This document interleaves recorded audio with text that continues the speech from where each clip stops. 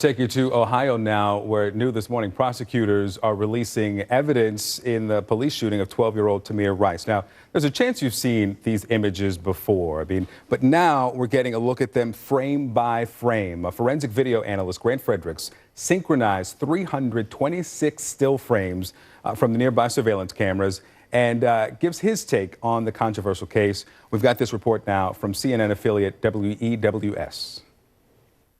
The first photo shows the moment 10 seconds before officers arrived on the scene. Fredericks notes that Tamir Rice is standing in the gazebo. A few frames later, the police car comes into view. Fredericks writes that Rice moves towards the cruiser while it's still moving. Next, he notes that the police car is still moving while Rice's right arm moves towards his waist. In the next shot, the passenger door opens as Rice moves forward and lowers his arm to his waist. Officer Timothy Lohman exits the vehicle as Rice's right shoulder and arm move upward. A single frame later, Fredericks writes that Rice, quote, reacts to gunshot. And in the next frame, Lohman moves away from Rice. In the final frame, Lohman goes to the ground. Fredericks never mentions the word gun. He only describes Rice's arm motions. There's also no mention of the actual shot, only Tamir's reaction to a gunshot less than 20 frames after police arrive in front of the gazebo.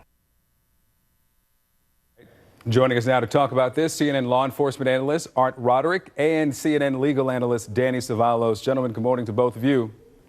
Good morning. Danny, I want to start with you. Anything here that you see that jumps out that either incriminates or exonerates the officer here, and not just you, but would be obvious to the grand jury when they see these images?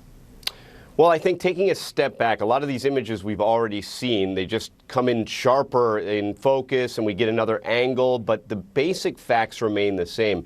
And I think one of the things that's going to be critical in this case is going to be not so much Tamir Rice's movements, because we already know almost no time elapses between police arrival on the scene and the lethal force being applied.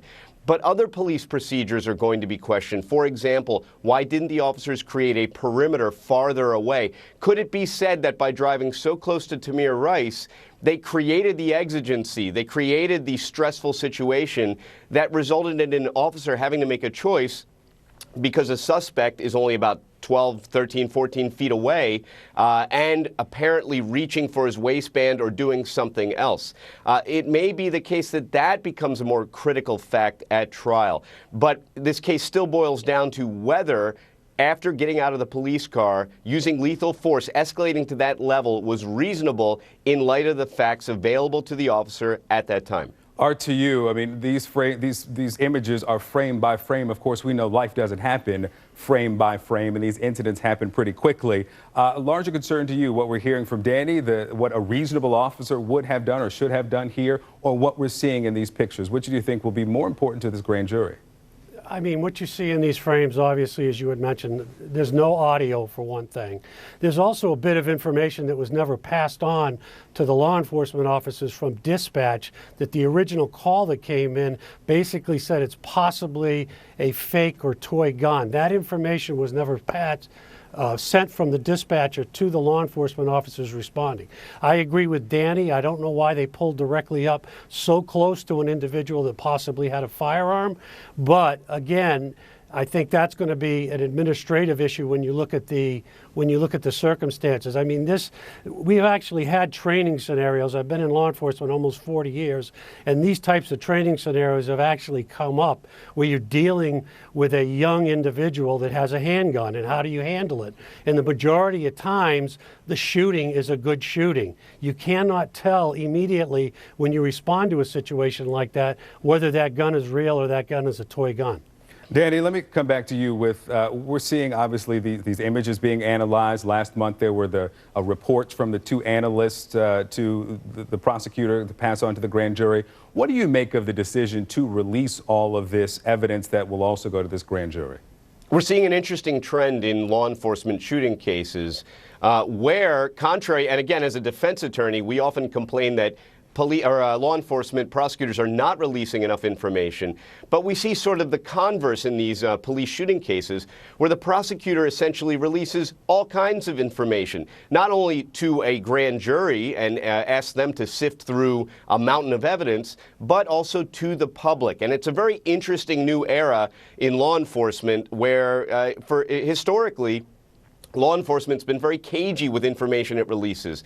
But now, in contrast, we see in police shootings them not only releasing images, but adding their own sort of sharpening technology and even drawing little, you can see on the side, those little diagrams and write-ups and analysis.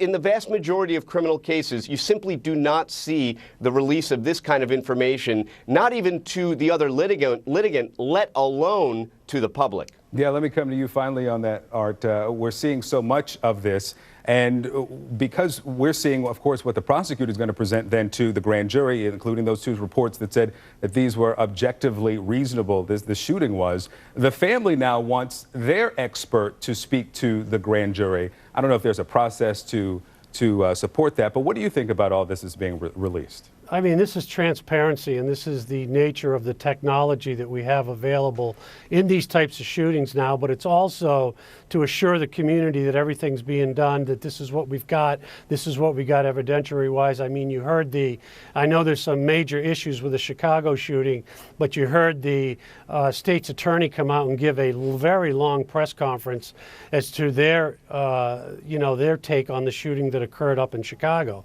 So I think this is the nature of what we're going to see here from every one of these shootings that occur here in the near future. I just think it's the way we're going now because of the technology that's available. I mean, I think the next step is going to be, you'll be hearing audio being released along with this type of video.